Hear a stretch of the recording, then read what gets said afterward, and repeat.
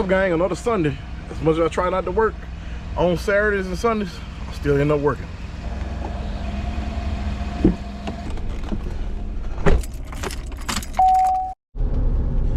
Yeah, guys, it's just one of those things. That's why when the weather's like we got all that ice, I was happy because I could just stay at home. I didn't have to be bothered. I did get some calls from some potential new customers, but I definitely wasn't going out. Nobody else was going out, and no other company was going out. I guess they possibly would, not the large companies, they possibly would go out if and only if they're gonna get paid a whole bunch of money. But it's no reason for me to go out there and risk it, because a lot of times when people see a sign on the side of your vehicle, if you have an accident, they're gonna definitely want to sue you. So it's just not even worth me even going out there. But yeah, it's just one of those things.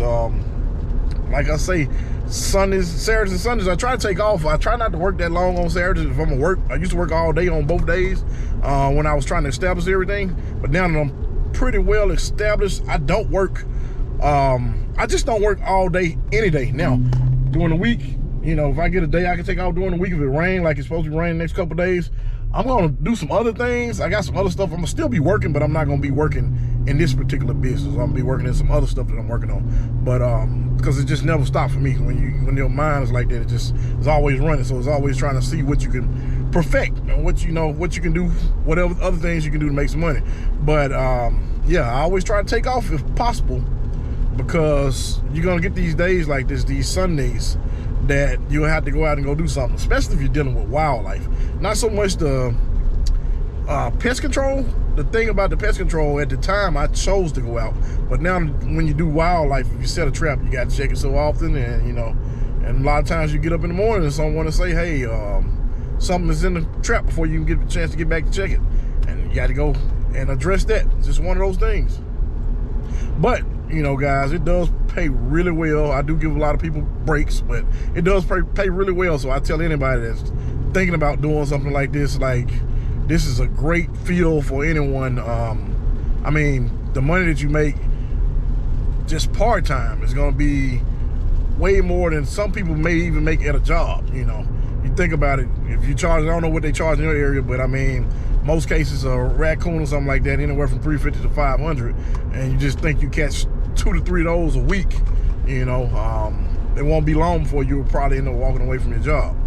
So I'm gonna show you guys what we have. You guys see those chickens?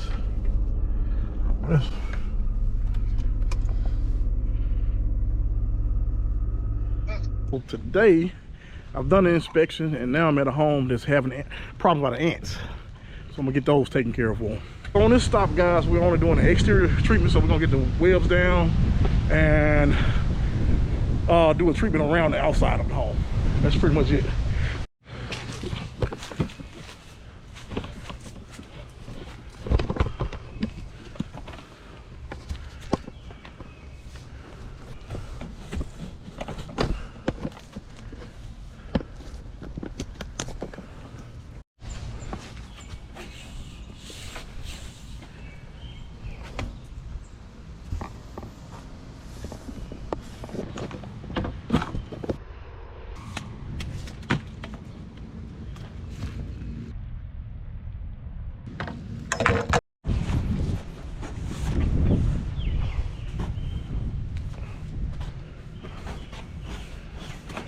Guys, that's it for this one.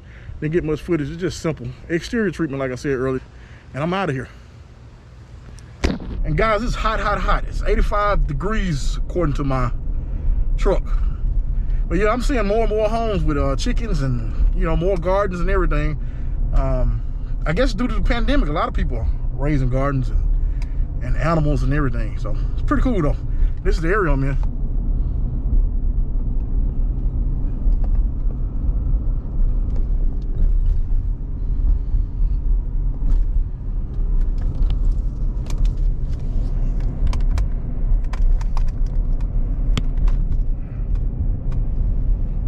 You typically don't see that type of stuff in this area. This area, you got a lot of CEOs, CFOs, and doctors, lawyers. One of the companies I work with, several of the people stayed out in this area. It's one of those areas that, people that are real well-to-do with plenty of money that don't go to work every day. Just hang out, from what I can tell. But this customer is actually a customer that was a referral. It's actually one of my customers when I worked at my other job, mother's home. They built it some years ago. It's a huge house. I really couldn't get any footage of it or anything, but I only did the outside. It's a huge house. It's beautiful. All right, guys, so this is the second inspection for raccoons that I have today, and I'm gonna show you where it's coming in. It's coming right through that area, guys, right in there, and it's just been wreaking havoc in this area. Now that I figured out where it's coming in, we're gonna get my guys out here to close this area after we catch what's going in and out here. So I'm almost sure it's gonna be a raccoon or possum. Opening that big, it's probably gonna be a raccoon in most cases. Now, another thing I noticed while I'm in here, and you have to be very observant of what's going on when you're in areas like this. A lot of times, customers never go in these areas, but if you notice,